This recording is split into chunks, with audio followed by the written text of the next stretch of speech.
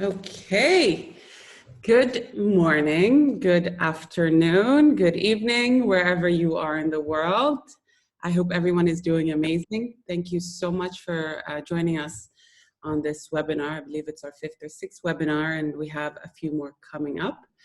We're your hosts, MENA Speakers. My name is Sana Sam, and I'm the founder of MENA Speakers. It is the leading speakers agency in the Middle East, and we have fantastic experts and thought leaders that join conferences, consultancies, webinars now, and share their knowledge to their audiences to educate, engage, and empower them. And we started these webinars as a way to give back to our community, to prepare you for what is happening right now, but also for what is to come, because we know that this too shall pass. And so we want to set you up for success as much as possible ahead of the future. Now, we want to make sure that these are interactive conversations, and we want to have our speaker have momentum. So it would be really fantastic if, true to form, you tell me where you're tuning in from by using the chat. So where in the world are you at this point in time? I see some of you have already answered me ahead of time. That's amazing. So the rest of you, where are you from? We have Vicky from Birmingham, Lubna from the Netherlands, amazing. Kit Bailey from Sheffield, UK. And we have a lot from Dubai dropping in, India, Texas, howdy, Manchester, Nigeria, Saudi Arabia, incredible. So I'm sitting here with you from Dubai. Good, so that means everyone knows how to use the chat function. If you have questions, please type out your questions there. We have Vandana from Bahrain also joining us. And please do keep your video and sound on mute and turn off the video so that we can have all eyes on our speaker. And so, exactly, so if you can mute yourself there so that our speaker can then have the spotlight and share his knowledge uninterrupted, that would be fantastic. And keep your questions in the chat. I'm so excited to hand over the microphone to our speaker today. He's joining us from Scotland. He is one of the hottest speakers, I'd say worldwide at this point in time. He really helps organizations share knowledge on how to improve their creativity, innovation, problem solving.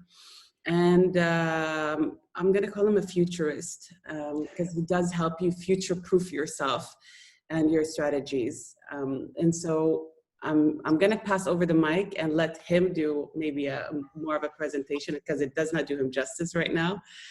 James, the stage is yours. The camera is yours. Sana, thank you so much. And thank you everyone for joining on this webinar. Just make sure, can everyone see my slides okay? You should see MENA Speakers, James Taylor, Inspiring Creative Minds. Can everyone see that okay? Sana, can you see that okay? Absolutely. Fantastic. Well, let's get into it. So let's take where we're going to be going today on this particular presentation. We're going to be talking about how to pivot to online events, conferences, and meetings without having to leave home.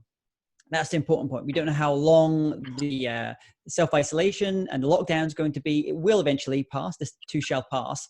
But actually, I think this is going to cause a major change in how events are delivered, because people will kind of get used to doing these types of things. And so when things do come back, you're going to have much more of a hybrid model, I believe. So my goal for you today is to give you a mixture. I want to give you a blueprint of about running on events online. But I also want to give you some real tactical action using like studio setups, lights, cameras, different things you might want to use if you're either hosting or you're being interviewed or running some kind of online event. So we're gonna have this little mixture. Now, I know I asked Sana like who's attending. We've got a real mixture of people here today, from event organizers, directors of events. We have CEOs here. We have directors of HR, directors of learning and development, and so there's a big mix. So I'm going to try, when we come to the Q&As, we can go really in depth on any of your particular questions. And if you stay until the end, I have a little special surprise for everyone. You can, I'm going to give you a VIP pass to one of my online summits. I've got 3 different online summits, and anyone that stays on the end, just let the team know and we can give you access to one of these online summits. And don't worry if you don't know what an online summit is, will know by the end. So I'm a speaker on business creativity, innovation, and artificial intelligence. Last year, I spoke in about 25, 26 countries, about 250,000 air miles in the process as well. This year is going to be obviously a little I speak for multinational companies. I speak for associations. I speak a lot in finance, a lot in banking, and all over the world. Actually, the last date that I did before everything got closed down was in Riyadh in Saudi Arabia for a client of MENA speakers. So I take line.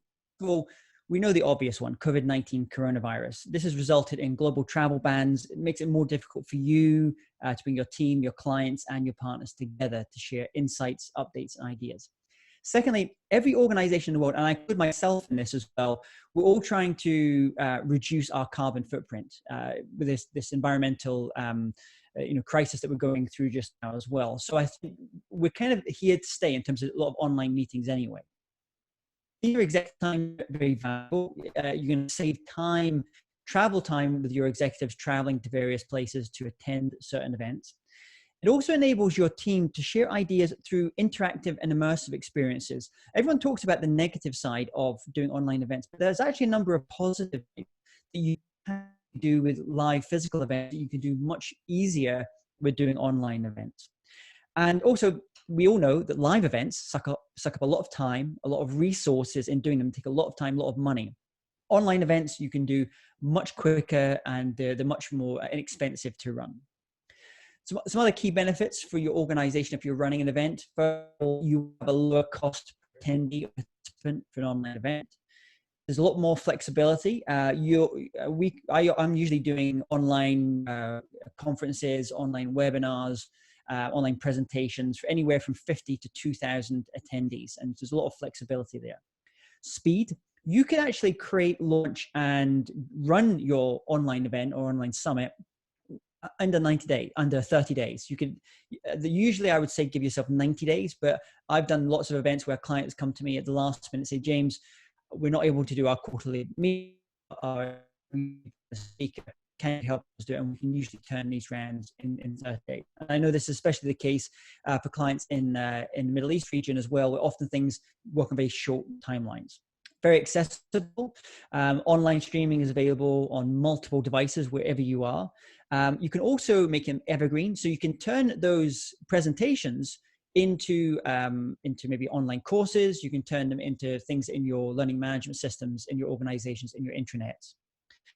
Very low fixed costs because you have no hotels, you have no flights now, you have food costs. So there's a lot of things saved there. Confidentiality, depending on which platform you use,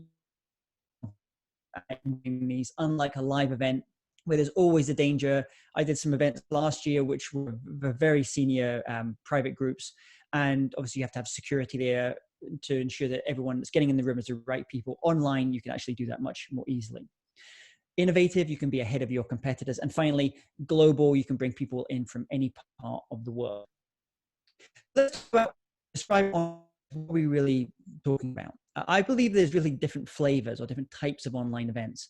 And I've listed some here. They include hybrid events, online conferences, virtual trade shows, virtual meetings, company meetings, which is your quarterly or annual meetings, continuing education, courses like webinars, and also product launches. For the case of this presentation, because we don't have too much time, I'm just going to focus on these 3, which is online conferences. So let's say you normally do a live conference. How do you pivot that to taking that online? Company meeting, so quarterly or sales meeting or quarterly board meeting, and taking that online. And then finally webinars, which we're kind of doing today. So I won't cover that too much because you probably have an experience of a webinar. Now, I've been doing online events. Actually, I've been doing online learning and development, online training since 2010. And I've been doing online events as a speaker, and a producer, a host of them since 2016. So we've been doing these for quite a while. We actually have a whole team. This is kind of what they do, a whole virtual team. You might have attended one of my online summits, something like International Speakers Summit. So just to give you an example, if you've never attended an online summit before, actually, maybe this is a good question. I don't know whether we can do polls in this, Sana, but it'd be useful to find out how many people here have attended like some type of online summit. If you don't know what an online summit is, it's essentially where you would go on a website, you'd sign up for an online event, which is going to be happening over a period of days. You register, and then all of the sessions come out online. Either they're pre-recorded or they're live, or a mixture of both. And so these are kind of online summits. Often you'll find online summits might have a free entry if it's a public event. There's no cost for that, or if it's an internal event. But if you run public events, like paid public events, there's actually a revenue model in it as well, either from sponsorship or from tickets, what we call upsells. James, let's ask the question in the chat. Great. So those that have attended an international speaker summit or an online summit, please type 1 in the chat. Those that haven't, go for a 0 or a yes or no. So let's see, who here have attended like a larger scale online summit? Okay, all right. So it's a bit of a mixed, it's almost 50-50 at this stage. Okay, that's great. So 50-50, so hopefully I've described like an online, it's like, essentially it's like an event, but just switched into a period of time, and it's all online. It's all delivered online. It's all created online. No one ever meets in person. I'll give you another example. Another one we created was called International Authors Summit, where I interviewed 55 times best-selling authors. People then could register for that summit at any time. Now, one of the nice things about doing online summits, online events, is you can evergreen it, which means if you go to internationalauthorssummit.com today, even though I created 2 years ago, it actually still runs. So it looks like it's going to start in 2 days' time. You can register. And so this is very good if you're in the business of looking for leads for your products or your services, or you're looking to kind of really build your brand as something you can grow traffic, add traffic, Facebook traffic, Instagram traffic. But that's not right for everyone. That's not right for us. So let's talk to be was Professionals Summit, which I did in association with Meeting Professionals International, which is one of the largest group of meeting organizers, and my good friend Erin Gargan, who's another speaker. So essentially what we did is we co-hosted, and I also gave a keynote, and Erin also gave a keynote. I gave a keynote on creativity, innovation, AI. She gave a keynote on social media, which is her expertise. And then we also interviewed other experts on this area. Now, when we do some of these summits, in terms of, to give you an idea of numbers, this was a summit, and I think in the first 24 hours, we had 2,500 attendees. The previous one I showed you, International Authors Summit, we had 22,000 attendees from, I think, 120 countries or something. So these can be very big, or they can be very small. It doesn't really matter. I think the largest online summit that you often have out there will be ones up to about 1 million people attending an event as well. Now, if you were to run a live event for 1 million people, that's pretty difficult. So there's things you can do online which you can't do offline. Now, during that time, I've done a lot of things right, but I've also done a lot of things wrong. So I've learned a couple of things. After producing online events and also speaking at online events for 10 years, I've learned, first of all, most organizations are really not being effective in going online and doing online events. Secondly, I want to share with you the 5 stages to successful online events, conferences, and meetings. And then I also want to talk about how to run a stress-free online event, because if you're doing online events for the first time, you're learning about technology. So I want to kind of de-stress it and show you some simple things just to help that process. Now, I discovered all this stuff the hard way. You get the easy way. You get to cheat. And so I'm going to give you the easy way on this. This is the hard way, the way I had to do it initially. So what often will happen is you'll experience paralysis by analysis of when it comes to deciding on the technology that you should use. Should I use Zoom? Should I use Jam? Should I use WebEx? You have all these different things you're thinking about. So that's step 1. I'm going to show you the tools and the technology that we use, which it works for whether it's 50 people or 2,000 people. Next is you struggle working with offline speakers and partners.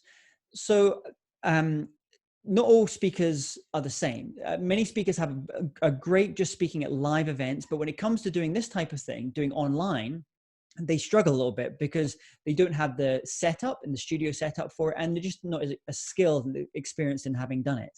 So there are certain speakers out there who are very, very good at doing online. I'll show you some examples as well. And also your partners are going to be slightly different. You're not going to be having big AV companies, traditionally big events companies, people bringing in the carpeting and the chairs and the backdrops. You're going to have a different set of partners, and there's going to be a different set of partners for doing online. And then finally, when you do figure it out, sometimes you could have spent so much time and so much money in the process that I really want to kind of save you from some of that pain just now. So who's an easier way to doing online events, conferences, and meetings? Put in the chat box, say yes. Just type in yes. Let me know you're all still with us. And Sana, let me know, we're saying yes? They want to know how to do this stuff? Yes, with capital letters. Yes, yeah. Yes. Great. Fantastic. Okay. So let me take you through, these are the 5 days of creating any event. Now, if you already do events, if you're a director of events, director of HR, for example, you run events, many of these stages will be exactly the same, whether you run physical or online events. But there's some little subtle differences. So stage 1, ideation, when you're kind of coming up with the theme. I'll break some of this down for you. Stage 2 is when you're building out your online event. This is where you're filming things, setting up your technology that you need, your pages. Stage 3 is launching, so the promotion period. Even if you're doing an internal event, like an internal corporate event, you still have a period that you have to promote it to your internal stakeholders. And then stage 4 is the learning. So you get your feedback and you make the next one better. And then finally, stage 5 is evergreening, which isn't right for everyone. But if you do public events, or if you're looking for your online events to act as a lead generation to your sales team and your marketing team, then you would probably look to evergreen some of your public events. Some of these are going to be exactly the same depending on whether you do online or offline events. So things like, why are you doing the event? The objectives. You know, San, if you speak to any of MENA speakers team, you call them up about bringing a speaker or trainer into your event. One of the first questions is they're going to ask you is why? What is the purpose of this event? What are you trying to achieve? Your objectives. Then we'll often ask you, what is your event theme? So for example, is the theme around innovation or the future or change or wellness or well-being? What is the theme for the event? Is there a particular hook, a particular take that you have on it as an organization? Who are your stakeholders? Essentially, who are the attendees or your C-suite? Is it HR? Who are your attendees? Who's the bureau partner you're going to work with? Who are the speakers you're going to be working with? When's it going to happen? And when's going to be the promotion period? I'll give you a little timeline, a suggested timeline. What is the format? Is it hybrid? Is it an online conference? Is it a webinar like this or a series of webinars? Because that will define how you're going to do things. Who is the audience? We call the audience avatar, your ideal audience attendee, internal or external. And then who are your A, B, and C speakers, internal and external speakers and trainers, if you have trainers. And then what are the goals? How are you going to measure success? Is it through registrations? Is it through something like a net promoter score? Is it through levels of interactivity? And finally, what is your budget? The budget for doing an online event is going to be much lower than doing a live event, usually. So let me come here. When we kind of sit and do all that stuff, we start putting together even a one sheet. And I suggest you do this as a very useful exercise.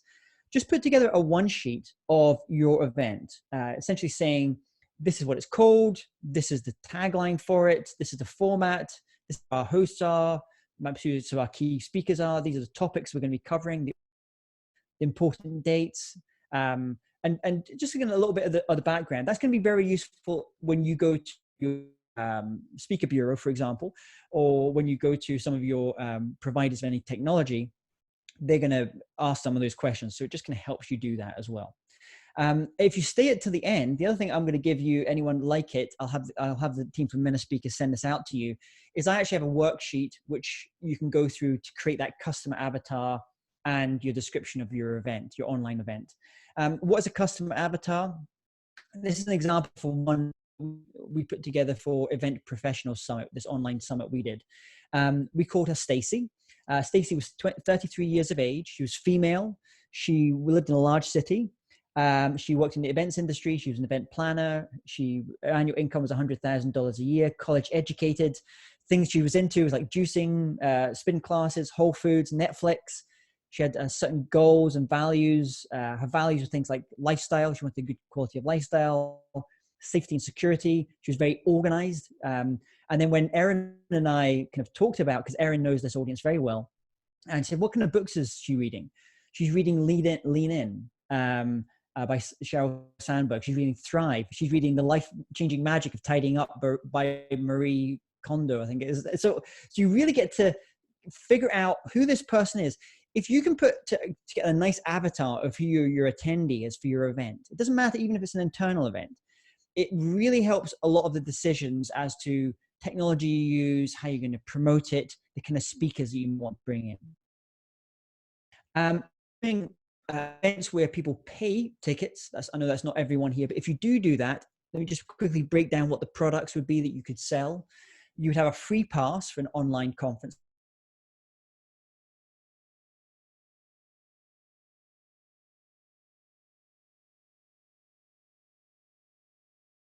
What we call a one-time offer, a self-liquidating offer. So as soon as someone signs up for a free pass, you'd immediately look to ask them to upgrade to a VIP pass so they could get lifetime access to all the recordings. That might be $67, for example. You might add a little bonus course, a little Facebook group, for example, as well. Then you have your core ticket. That could be $197. It could be $997. It depends on the market you're working in. And that would be when, let's say, when things start to expire, people watch the sessions for 48 hours for free. And then when they start to expire, they're immediately going to get driven to a page to upgrade to one of these VIP passes. And then you think once your event is over, or even when your event's going on, what your upsells are. So if you offer like a subscription or a SaaS product, you might be doing a 30-day trial. If you might have a membership, if you're in an association, that's the thing you're trying to push. You might have a product sale or a discovery call if you want to get people onto a call with one of your sales team. Maybe a paid training, or even an actual live event. Maybe you could run an online summit, online conference now in the next 3 months, and that will help actually bring in potential new leads for your actual physical event you run maybe later in the year. Maybe you're running something for Dubai Expo, for example, that happens later this year. And then you can also bring in sponsorship. So there's different levels of sponsors that you can bring in for online events as well. These are the typical ways that you would look to revenue if you're running a public event. If you're running an internal event, company event, this obviously doesn't apply. Let's look at building out now. There's a couple of things you need to think in terms of the build stage. You want to choose your technology, and I'm going to show you what I would suggest for you.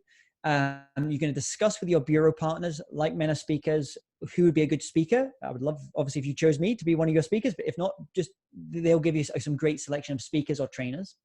You want to create a homepage with an opt-in. This is where people will go to register, to put their name and email address in so they can register for the event. A thank you page. That's the page that they see after they've registered. Any sales pages, so upgrading to their VIP if that's an option. And then all your internal pages. So generally what you'll do, if you have 5 speakers or 5 guests, you'll have a different page, web page for each of them, where you can put all of their notes, their presentation, as well as the video itself. And obviously these videos can be pre-recorded or they can live. It's completely optional as to how you do that. And then this is another little thing that's maybe different from doing online events. You're going to be using video a lot more. So I would highly suggest you go and actually film your opt-in videos. You know, the video that says, hey, we'd love for you to come and join us on the 27th of March for this great online event. Do all of these as videos that you will get a higher conversion for them as well. And then you record, you edit and upload either your pre-recorded interviews, and this is about the de-stressing. Most of the online conferences I will do, like for example, International Speakers Summit. I interviewed 125 guests, 125 speakers on that event. That's a lot of speakers. But we did it in such a way that 120 of them were pre-recorded, took out all the stress, and then we had about 5 things which were live, you know, some stuff at the opening session, a closing session. So that's how you de-stress doing an event. And then you, on the speaker page, you can insert videos and bios, and obviously you would look to proof them, do your quality control. Something else you can do with online, which you can't do with offline, is you can set it up so if you do it in advance, you can do all your translations, all your captions in multiple languages. So when people come in and watch the video, they're in whichever language they speak. Let me show you some examples here.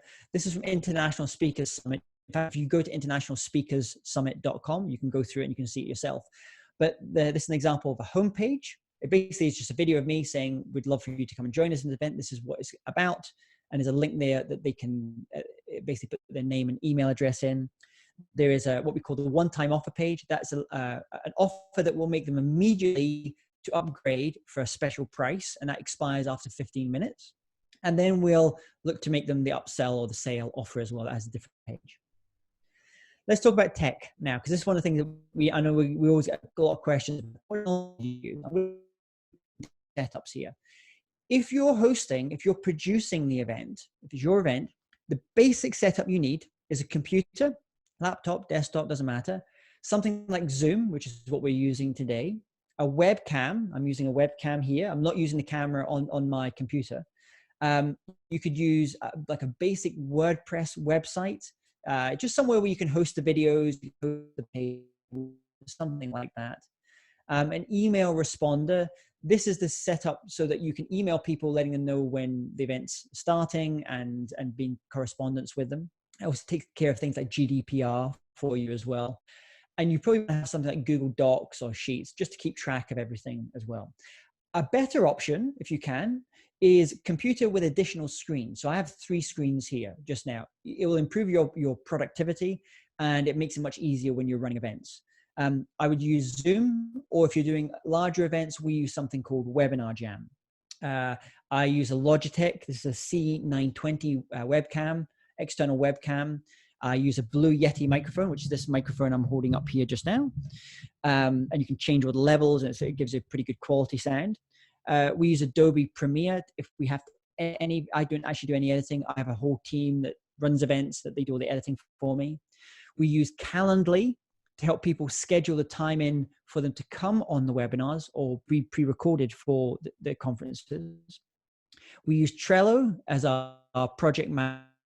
I have something else used for that.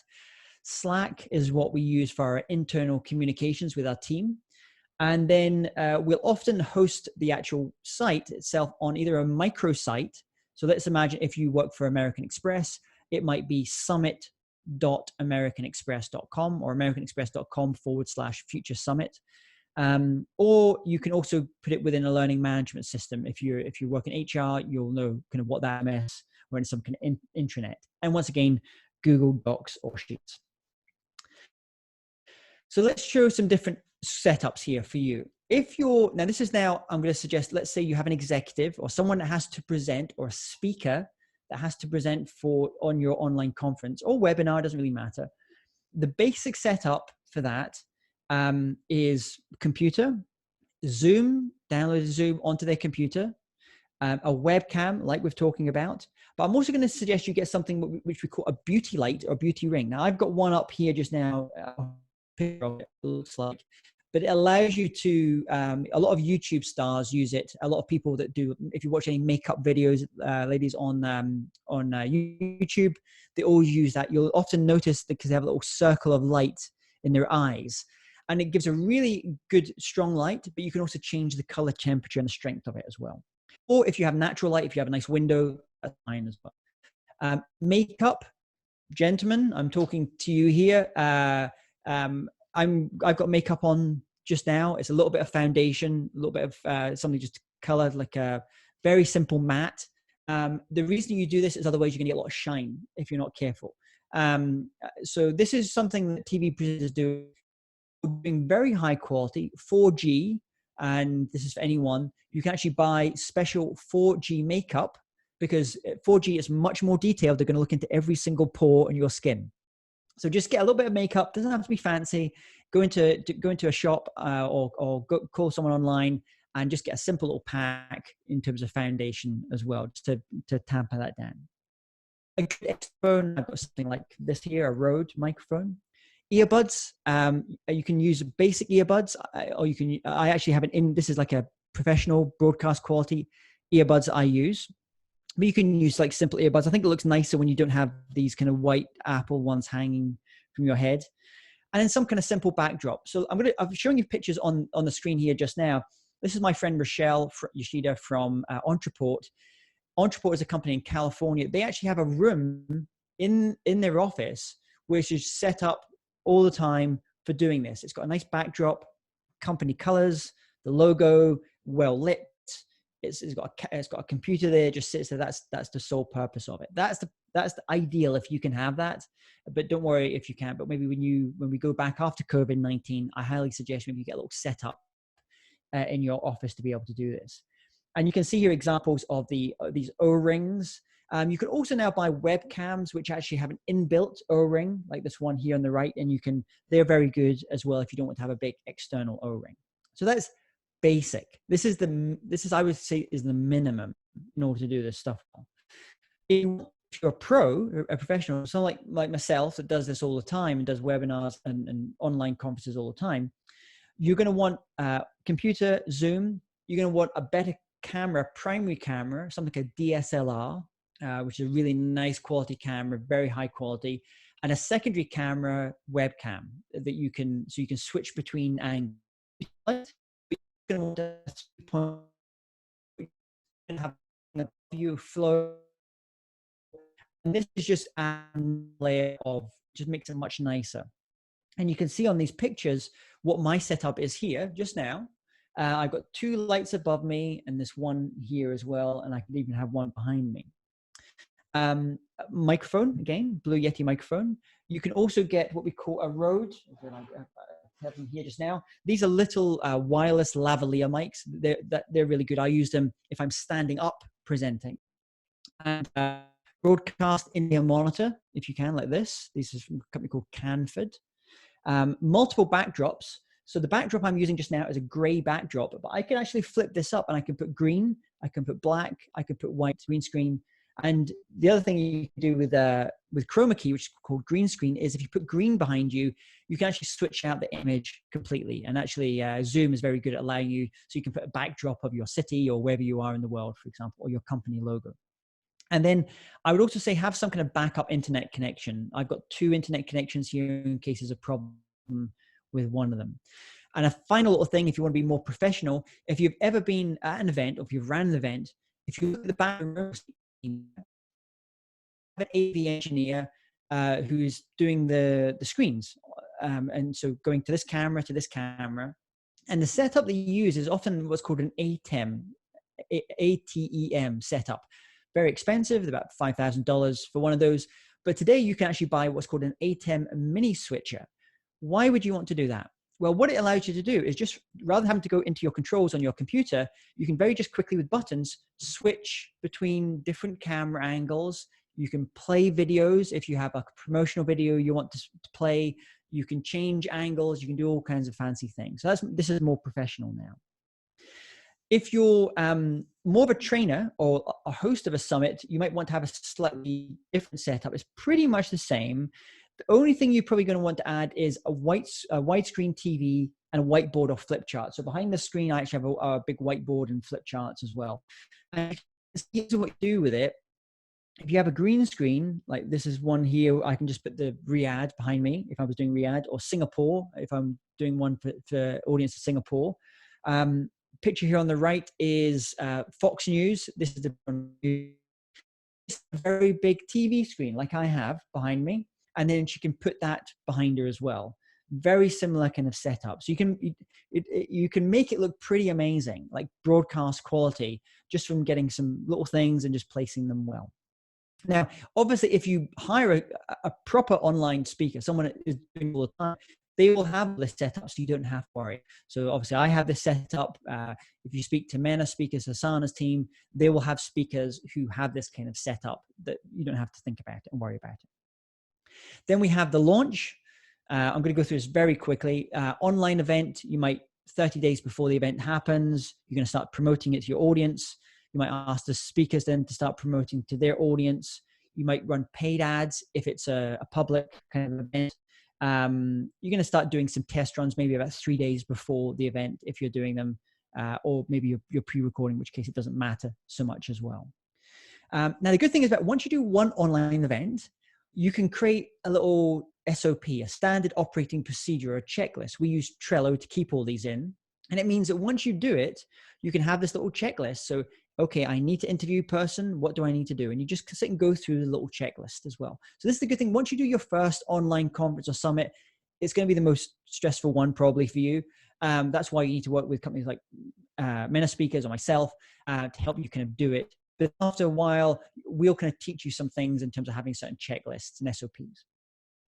There's different emails. I won't go into everyone the slides anyway after this, I'm sure. So you can have a look at examples of emails that people receive when they register for your online conference. And on the day, let's say you're doing a 5-day event, what kind of emails might they see on day 1, day 2, day 3, etc. And here's examples of pages. On the left, this is assuming you're doing a public event. Is a free version. That is what people see for free for the first 40 hours. So this is for Event Professional Summit, a summit online conference we organized and I hosted and spoke on. And that's really pushing people to upgrade to the VIP pass. And then the one on the right is inside the actual learning management system we use. So people that have already registered, they are VIPs. They get slightly more things. They get MP3 downloads and other bonuses. And then once you've done your event, you learn. So you'll thank everyone, thank your attendees, all your stakeholders, celebrate, review your numbers, whatever you set your goals were, your net promoter score or your free pass registrations or whatever it was. I would normally suggest do some kind of post-summit survey, get some feedback on how people felt, what you can improve. You probably get these after this webinar. Then think about how you could repurpose the content. So you could take all these videos, all this content you've created for your online event, you could turn it into a course, into your learning management system, a book, you could turn it into roundup posts, a series of podcasts, internal training. And then you start to plan your next event. So that's kind of what the learn looks like. And I'll kind of finally leave on this part, which is really then going from doing what we call live events to evergreen events or evergreen summits. So one of the cool things you can do is if you run an event, because it's live and because it's online, it's not live, in person live, you can actually take your online event and make it what we call evergreen, which means, let's say if you run a leadership conference, then you run that conference, you run it live initially, and then a month later, you can actually re-promote it again. So people go to that homepage and then they can register and they will go through the summit exactly like they were going through as if it were going live, but everything's obviously pre-recorded and is already done, but it feels like a live experience as well. And there's different tools that you use for this to be able to do it. Our team is very good. We've done 5 evergreen ones now. And if you go to internationalspeakersummit.com, internationalauthorsummit.com, eventprofessionalsummit.com, these are all evergreen. So these were created 2 years ago or so, and then we evergreen these. So this allows you to build your list continually and build that reputation in your market and your industry. Partner with on this, obviously, people like myself, we do online conferences all the time. This is kind of what we do. We have a couple of different options that we work with MENA speakers to deliver to you. Option one is really doing a live online conference. So that's maybe like a 1-day event or a half-day online conference. Everything is live. That's one version. Another version you could do is you can pre-record some things, but have some other sessions live. Maybe you have your live chat, live discussions, maybe your CEO, their live presentation, that's live, but your other keynote speakers, other internal speakers, that's all pre-recorded. They will thank you for that as well. Option 3 is you run it perhaps live, and then you can evergreen it. And that's really more if you're running paid public events. There's something else that you can also do is what we do, we actually have almost like events, online conferences in a box, or online events in a box. So this is one of our virtual innovation day in a box. So this is where myself, another speaker, and we would have a moderator, perhaps a speaker expert on your area. And basically we run the whole thing for you in association with MENA. So that's something, if you just reach out to MENA and a team, we can tell you a little bit more about that. If you go to menaspeakers.com, and if you can search for me and you can learn a little bit more about me as well. So with having said all that, let's get to some Q&As. Hopefully we've got good time, fine. Hopefully you agree it's been time well spent. I obviously can't cover everything in a 30-minute, even if there's so much have gone into. But obviously, I've shared some good ideas. So what questions do you have about going online? Sana, I would love if you were to maybe come in here, just feed me some of these questions as they're coming in. Yes. So we have the first question from Kit Bailey, and it's a tech question. He's asking, Yep. is the Blue Yeti mic good for a man and a guitar, for example? Yes, actually, yeah, it's actually very good because it almost works a little bit like in bluegrass music. They always used to have one microphone in the room, and they would basically move to where the mic was, and you'd have if you had three people. So this mic here, you'll notice. Let me see if I can put this up a little bit here. You'll notice it has what we call different cardioid patterns. So this depends on whether you want to speak it like me here, like up close, or whether you want it in to be able to capture more of the room as well. So you can change the cardioid pattern. It's USB, so it'll go directly into your computer as well. There is also this is called the Blue Yeti. There's another one called the Blue Raspberry, which is only about this size, very small, and that's a good one to take on the road with you because it has doesn't take up any space. So it means you can even do presentations and things when when you get back on the road again. Yes, and it looks super pro. Right? So that answers the question. Next question was, can you add features such as gamification and polling? Yes, you can. Depending on, I'll tell you some nice ones I think that Zoom have. Obviously, polling you can do. There's a really nice feature that you can do, which you can't do at live events, and it's breakout rooms. So there's a feature within Zoom where you can set it up. Let's say if you're running an event for 100 people, if I'm giving a keynote presentation, you can go and give the presentation, and maybe 15 minutes into it, you say, okay, everyone, I'm going to break you out into groups of 3, and I want you to discuss this just now, how it applies to your industry or your field or whatever you're doing, and then come back, and we'll come back in the room.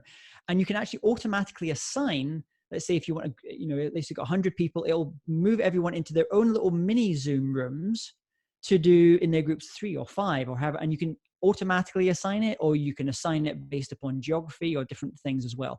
So there's lots of actually really, even I'm talking about Zoom just now, just because it's the platform that we're using just now. That's a really, really good one. Lots of things like that you can do. Amazing.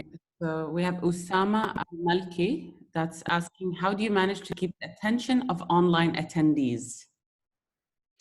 Yeah, so we didn't do this at the start, but what you would normally do on a presentation is you would just actually can ask them. You would just say switch off, turn off all your other browsers. Mute your phone just now. We're gonna have this information. Now this is kind of going to the speakers. A part of their job is they need to do things throughout the presentation that keep you engaged in some way. And keep you focused, and that can different ways you can do that as a speaker. Like I'll give you a very simple example. If you want to keep people until the end, I said until the end you're going to get XYZ, or you might what we call foreshadow something. So I know one of the top questions you all have is around technology, and I'm going to give you a list of technology. So that's kind of when you start to see good speakers from average speakers. It's their job to keep the level of interaction with an audience as well. It also helps if you have someone on the team who can just be in there, just dealing with chat. Sometimes people have technical issues, other problems, and you as a speaker, you don't really want to have to be thinking about that. So if you can bring in someone else just to basically manage that side of things. Amazing. Thank you, James. Suspense already. Yeah. So we have a question from Adishva Doshi, and she asks, what's the upper limit of participants you can have in an online event? Sure. The largest one I've ever done was 22,000 people, an online event. Now that was most of it was pre-recorded. There was a couple of live sessions we did. If I was doing all live, the maximum that we would normally do would be 2,000 people. That's just one particular platform we use. Now with Zoom, I know there's different options. I can't remember off the top of my head what the different options are. I know there's a basic version, which is like 100 people. And for most organizations, that's normally fine. Have a look in the different plans and different pricing. But for us, the largest one we've done is 22,000. The average that we'll probably be doing is maybe 500 people. Incredible. All right. So we have a question from Holland. Monica, hi. She's mentioning that their online event got hacked on Zoom, which is disturbing, and she's asking how to ensure a safe and secure environment. Great question. Yeah, that's a very good question. Yeah, I know a very. I was looking at some stuff by the CEO the other day. There's a Chinese entrepreneur that started Zoom, and they're now because they know that's danger. What your or if you're working or military aerospace, things like that, there are other platforms, there are other things that you can probably look at in terms of firewall, essentially protecting and firewalling that. I think with the Zoom, they'll figure it out and they'll get it sorted pretty quick. I'm sorry to hear that happened to yours. But I think Zoom are definitely on it. They're trying to fix this out. But I would say if you're doing events which is more very private, let's say if you're doing a more kind of board meeting type events, or where you're sharing your annual report numbers that's not been publicly available yet, or you're doing then you have a chat with your technology people, because they might not suggest Zoom. They might suggest another platform that's maybe more local to where you are. Thanks. Our next question comes from Sal Amr, and he's asking, how do you overcome nerves and fears prior to coming online? Any tips and advice you can offer? So here's a nice thing you can do. I completely get it can be nerving for the first time. I would suggest, if you haven't done much any online presenting, the main thing is to keep it's very hard if you have screens, because you want to keep looking at the screens all the time. So try and just keep looking into the camera. I have a little red dot right below where this lens is here, the pupil of the lens, because to remind me to always keep looking there. So just imagine you're just talking to one person, and you're just having a kind of conversation with one person. But the other thing you can do is you can set all this stuff up, or all of your little setup up, and just pre-record things. Actually go through your whole presentation, in fact, if I'm doing a presentation which is for a much larger group, and if I believe there's any chance of something happening or going wrong, I will actually pre-record the whole thing. We call doing as live, and then I will send that file to the event organizer or to the client. So in case anything goes wrong, they have a really good version of it that they can just play straight away. So other things, if you want to go to speakersu.com, which is my site where I offer training for speakers, speakersu, university.com. There's lots of free training there on how to look after your nerves, how to do posture, body language, all those things. Or if you go to internationalspeakerssummit.com, there's 120 speakers that are going to give you ideas on that. Okay, so here's another question from somebody talking about presenting while standing up. Do you believe it's effective to do a virtual presentation standing up? Yes, I do. I think this one is a little bit different. If I was giving like a more of a keynote style or training, I would be standing up, and that's why I have the screen behind me. So I would zoom this camera out. I actually have a little tool here which allows me to zoom my webcam way out. And I have an HDR camera, a DSLR camera behind this, which is almost like a wide angle lens, so I can get very wide. And I think this is important if you're giving a keynote, unlike this, which is more of a webinar. If you're giving a keynote, one of the ways as humans we learn to trust people is to see their hands. In the truth plane, you tend to want to have your hands open. Now you can't see me doing my hands. If anyone comes into a room, if you ever notice, if someone comes into a room and you can't see their hands, psychologically you're going, I'm not sure if I trust that person. It's a strange thing in human psychology. So I would suggest, if you're giving definitely a keynote style, zoom out, stand up. You get to use your body in a completely different way. And that's why I would suggest you want to have like a bigger backdrop and stuff. So that's a really good point. If you can stand up, that's not right for everyone. That's why I said, for example, here just now, I actually have a second little microphone, a lapel mic, wireless, which just goes here, and it's with a lavalier mic, which means I can move about. I don't need this mic. I don't need to be sitting down. Great. Our next question is from Lorraine G, and she's asking, is it easy to set up your equipment at external sites rather than your office?